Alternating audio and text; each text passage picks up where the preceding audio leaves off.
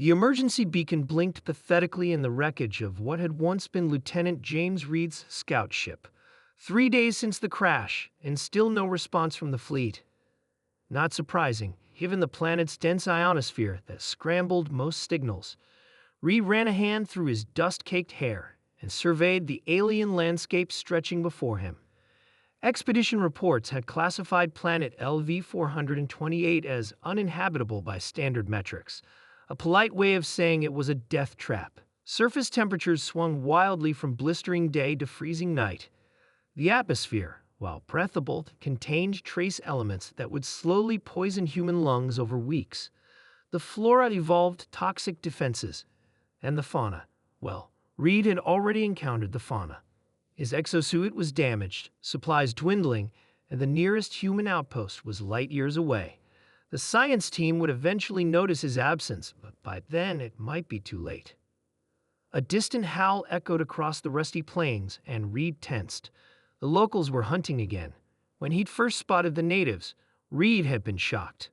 The xenobiology briefing hadn't mentioned sentient life. Yet there they were, hulking figures, nearly 2.5 meters tall, with leathery gray-blue skin that seemed impervious to the planet's harsh conditions. Their 4 eyes gleamed with unmistakable intelligence, and they wielded crude but effective weapons. The natives had discovered his crash site within hours. Inspecting the wreckage with cautious curiosity, Reed had hidden, observing them from a distance.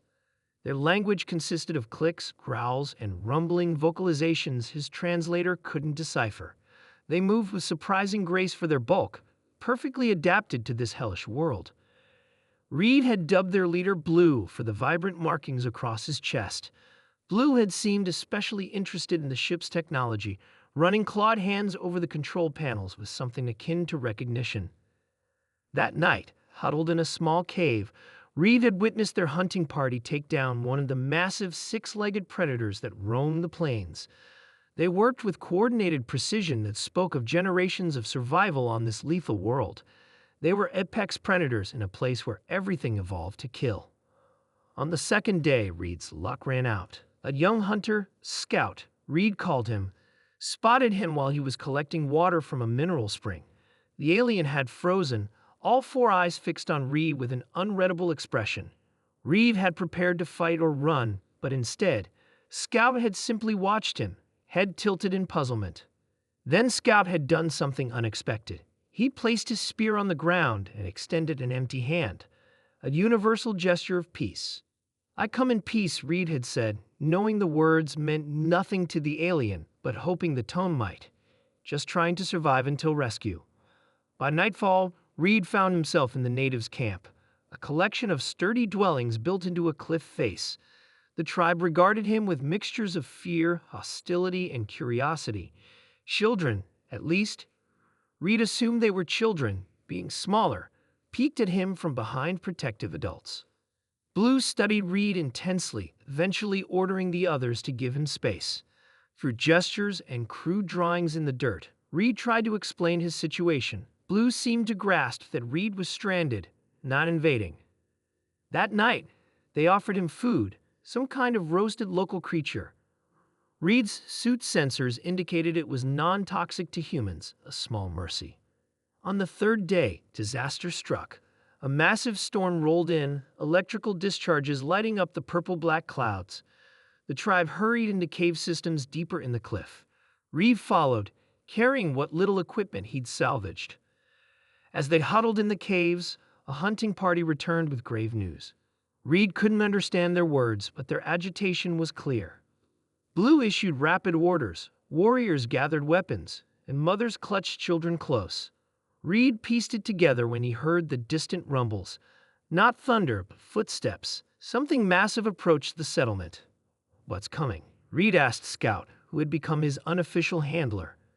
The young hunter made a sweeping gesture with his arms, then a slashing motion across his throat. Whatever approached was big, and it killed. When they emerged from the caves to defend their home, Reed saw it, a colossal creature like nothing in Earth's evolutionary history. 12 meters tall, with multiple limbs ending in razor appendages, and a maw that could swallow a human whole. The tribe's warriors moved to engage it, but their weapons seemed ineffective against its armored hide. 3 hunters already lay broken on the ground. Reed made a split-second decision. His scout ship carried standard armaments, including plasma charges designed for excavation. He'd salvaged 2 before leaving the wreckage. "Blue," he shouted, gaining the chieftain's attention. Through gestures, Reed explained his plan.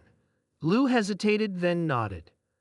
The warriors provided distraction while Reed and Scout circled behind the beast. One chance, Reed knew. The charge would take out anything within a 20-meter radius. Scout proved fearless, darting in to draw the creature's attention, while Reed planted the charge near its hind legs. The detonator signal barely penetrated the interference from the storm, but finally the light flashed green. "Run!" Reed shouted, grabbing Scout and pulling him toward cover. The explosion rocked the landscape. When the dust settled, the creature lay in ruins. That night, Reed was no longer an outsider but a guest of honor. Blue presented him with a ceremonial weapon, acceptance into the tribe.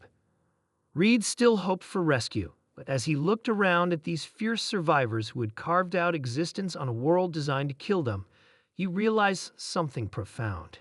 Humans weren't the only species that thrived against impossible odds. 2 weeks later, when the science vessel finally located his emergency beacon, they found Reed hunting alongside the tribe, dressed partly in native garb, his exosuit modifications based on their technology. "Lieutenant Reed?" the rescue team leader asked incredulously. "We thought you were dead." Reed smiled, glancing at Scout, who stood nearby. "No, Captain. I was just learning that humanity isn't alone in its stubborn refusal to die easily." The tribe watched curiously as the humans communicated, perhaps recognizing another species as adaptable and determined as themselves. In the vastness of space, on a planet classified as lethal, 2 species had found common ground in the universal language of survival.